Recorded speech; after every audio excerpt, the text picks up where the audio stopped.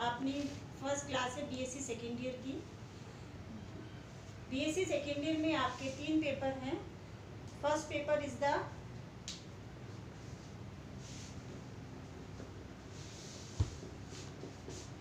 BSc second year, first paper is the molecular biology and biotechnology.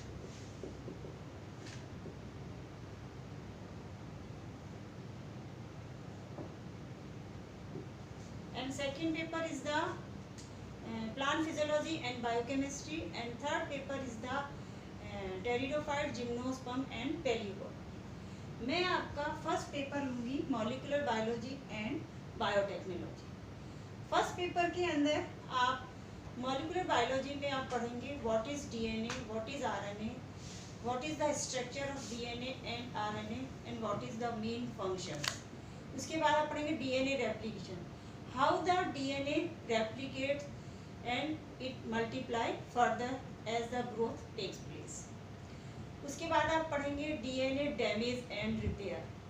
DNA damage का मतलब है कि DNA किस तरीके से डैमेज होता है। फर्स्ट टॉपिक जो है अपना उसमें है structure of DNA, structure of DNA and RNA,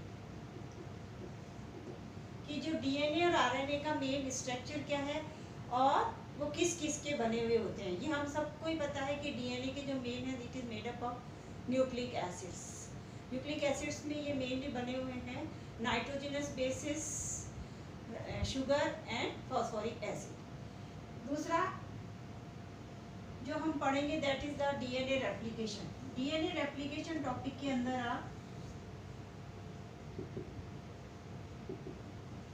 DNA replication में आप पढ़ेंगे कि हाउ द डीएनए मल्टीप्लाइज। एक डीएनए से 2 कैसे बनते हैं, 2 से 4, कि डीएनए जो है किस तरीके से मल्टीप्लाई करता है और रेप्लिकेट होता है और उसकी सेम मल्टीपल कॉपीज कैसे बनती है, वो कैसे पूरा प्रोसेसिंग इसमें आप पढ़ेंगे डीएनए रेप्लिकेशन के अंदर। तीसरा टॉपिक जो है वो आप पढ़ेंगे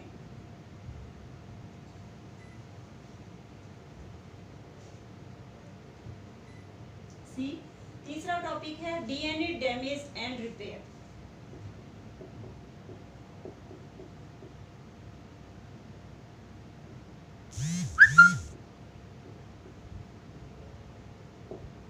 कि डीएनए जो है अपने हमारे कभी चोट लग जाती है या किसी कारणवश जो डीएनए है वो डैमेज होता है, डिस्ट्रॉय होता है, तो वो वापस से कैसे सही होता है, तो वो पूरा मैकेनिज्म सेल के अंदर ही होता है और वो कौन करता है, डीएनए।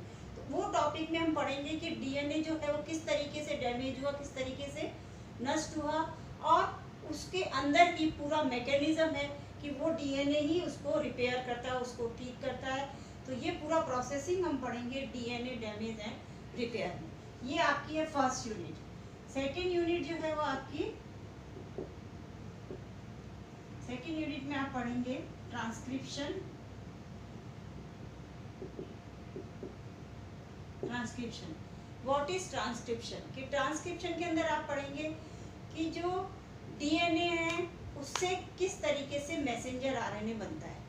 तो डीएनए से मैसेंजर आरएनए बनने की जो पूरी प्रोसेसिंग है उसको हम कहते हैं ट्रांसक्रिप्शन।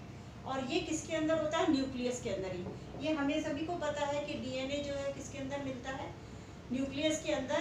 तो जो ट्रांसक्रिप्शन का जो प्रोसेसिंग है वो किसके अंदर होता है, न्यूक्लियस के अंदर। कि डीएनए से जो मैसेंजर आरएनए बनने का जो पूरा प्रोसेस है वो किसके अंदर हो रहा है, न्यूक्लियस के अंदर। तो वो हम पढ़ेंगे ट्रांसक्रिप्शन में। इसके नेक्स्ट जो अपना टॉपिक है सेकेंड यूनिट का वो है RNA processing.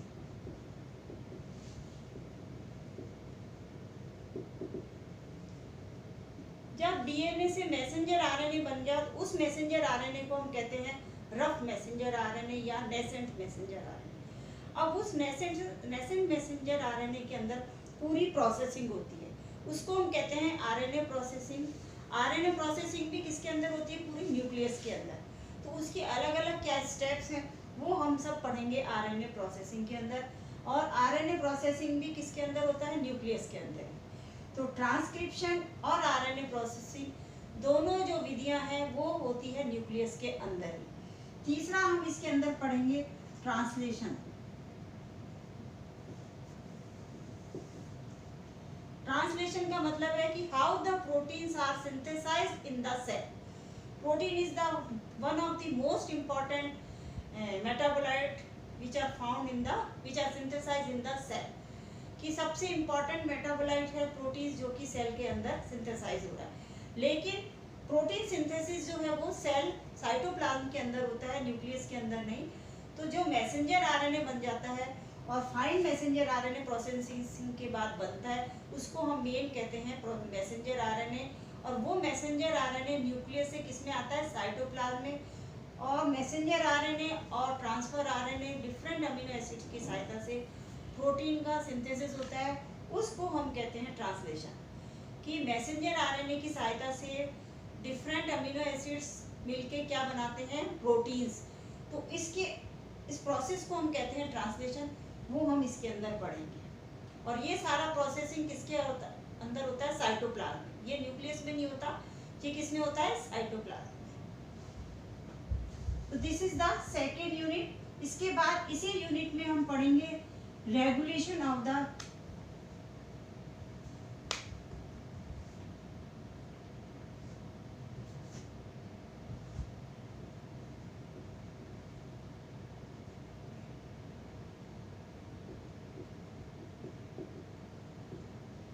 Regulation of gene.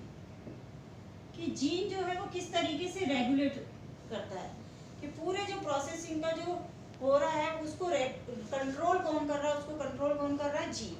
तो जीन इज द, किस तरीके से जो जीन है वो रेगुलेट करता है हर प्रोसेस को। इसमें हम पढ़ेंगे लैक ऑपरेंट मॉडल। इसके बाद हम पढ़ेंगे feedback inhibition.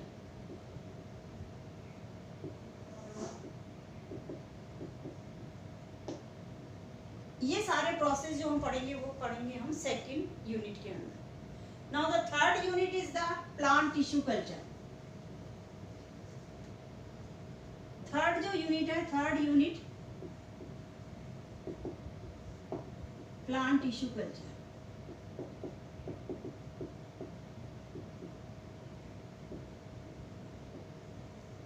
Plant tissue culture में आप पढ़ेंगे कि किस तरीके से जो प्लांट नेचर में ग्रो कर रहे हैं उनको हम किस तरीके से आर्टिफिशियली लेबोरेटरी में ग्रो कर सकते हैं और उसकी क्या प्रोसेसिंग है।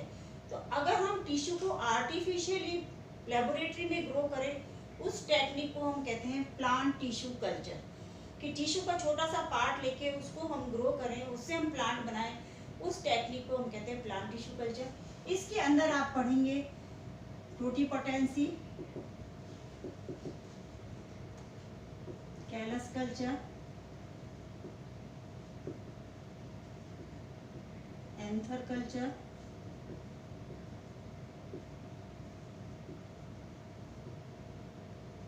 एम्ब्रियो कल्चर,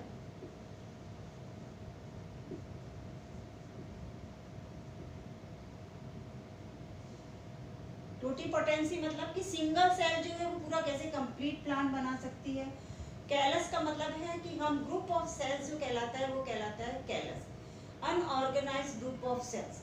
ऐसी कोशिकाओं का समूह जिसमें कि कोई विभाजन नहीं है उसको हम कहते हैं कैलस। और अगर उसको हम मल्टीप्लाई करके उसके कल्चर्स बनाते हैं तो उसको हम कहते हैं कैलस कल्चर। एंथर कल्चर, अगर हम प्लांट के एंथर को लेके उसको कल्चर करते हैं तो उसको हम कहते हैं एंथर कल्चर। और अगर हम एम्ब्रियो को लेके कल्चर करके प्लांट बनाते हैं तो उसको हम कहते हैं एम्ब्रियो कल्चर। इसके साथ ही हम इसमें और दूसरे टॉपिक भी पढ़ेंगे।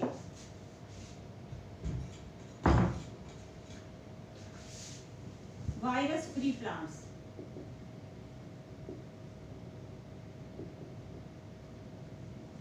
Virus free plants, transgenic plants,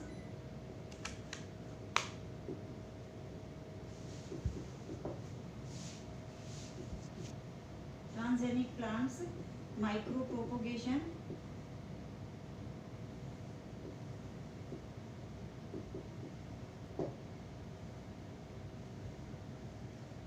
protoplast culture,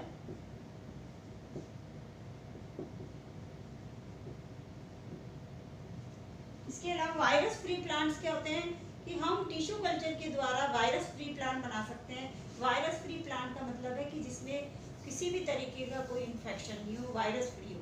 तो जब हम मेरिस्टेमेटिक सेल्स को लेके शूट टिप या रूट टिप को लेके जो प्लांट्स बनाते हैं उससे कैसे प्लांट बनते हैं, virus free plant. Transgenic plants, अगर हमने जेनेटिक इंजीनियरिंग को यूज़ करते हुए टिश्यू कल्चर के थ्रू जो प्लांट्स बनाए हैं उनको हम कहते हैं ट्रांसजेनिक प्लांट्स। माइक्रो प्रोपोगेशन का मतलब है कि छोटा सा टिश्यू लेके या छोटा सा प्लांट पार्ट लेके उससे हम लार्ज नंबर ऑफ प्लांट्स बना सकते हैं, उसको हम कहते हैं माइक्रो प्रोपोगेशन। और प्रोटोप्लास्ट कल्चर को कहते हैं कि जब हम सेल में से सेल वॉल को रिमूव कर देते हैं और जो प्रोटोप्लास्ट बचता है उसको कल्चर करके उससे जब हम प्लांट बनाते हैं उसको हम कहते हैं protoplast culture and regeneration of plants.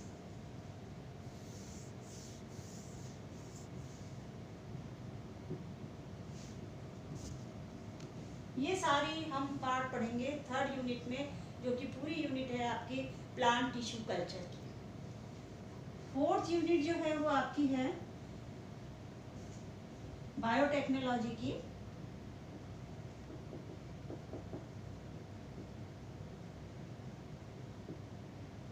Biotechnology में आप सबसे पहले पढ़ेंगे रिकॉम्बिनेंट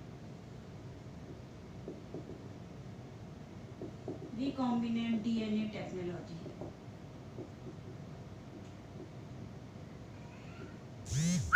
रिकॉम्बिनेंट डीएनए टेक्नोलॉजी में आप कि किस तरीके से हम एक डीएनए में दूसरे डीएनए को ट्रांसफर करके जोड़ के जब हम रिकॉम्बिनेंट डीएनए बनाते हैं उसकी क्या पूरी प्रोसेसिंग है वो आप इसके अंदर पढ़ेंगे। रिकॉम्बिनेंट डीएनए टेक्नोलॉजी, या इसको हम दूसरा नाम दे सकते हैं जेनेटिक इंजीनियरिंग। जेनेटिक इंजीनियरिंग का मतलब ये है कि हमने एक डीएनए सेलेक्ट किया और उसमें किसी फॉरेन डीएनए कट करके दूसरे फॉरेन डीएनए को इंसर्ट करके रिकॉम्बिनेंट डीएनए बनाया है, उसको हम कहते हैं रिकॉम्बिनेंट डीएनए टेक्नोलॉजी या जेनेटिक इंजीनियरिंग। ये हम पढ़ेंगे इस फोर्थ यूनिट में। सेकंड इसमें आप पढ़ेंगे पीसीआर। पीसीआर का पूरा नाम है पॉलीमरेज चेन रिएक्शन।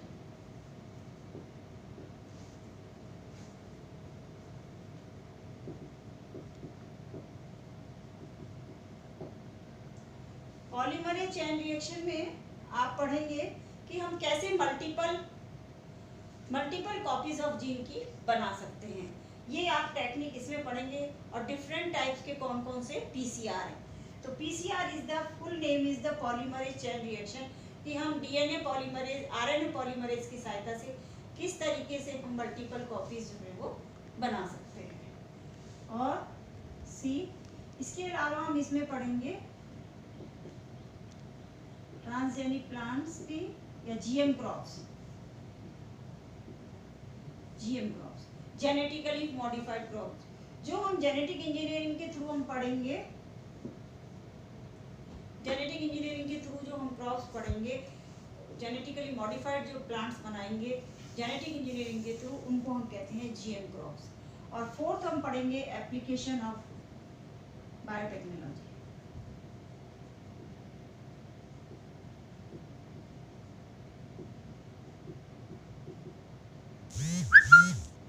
कि हम किस तरीके से डीएनए लाइब्रेरीज बनाते हैं, किस तरीके से हमने बीटी कॉटन बनाए हैं, बीटी ब्रिंजल बनाए हैं। बायोटेक्नोलॉजी के थ्रू हमने डिफरेंट वैक्सीन्स बनाए हैं, सारे जेनेटिकली मॉडिफाइड क्रॉप्स बनाए जिनका कि प्रोडक्शन बहुत ज़्यादा है। और बायोटेक्नोलॉजी के थ्रू हमने बहुत से लार्ज स्केल प्रोडक्शन किए हैं, सेकेंडरी मेटाबोलाइट्स के बहुत सारे इंपॉर्टेंट प्रोडक्ट्स बनाए हैं। तो मेनली जो लास्ट यूनिट है वो हम पढ़ेंगे, लास्ट टॉपिक जो है वो इसमें यूनिट के अंदर वो है application of the biotechnology. Now the upon next class में शुरू से इसको स्टार्ट करेंगे। आगे के हमने बंद नहीं किया, मेरा वो आगे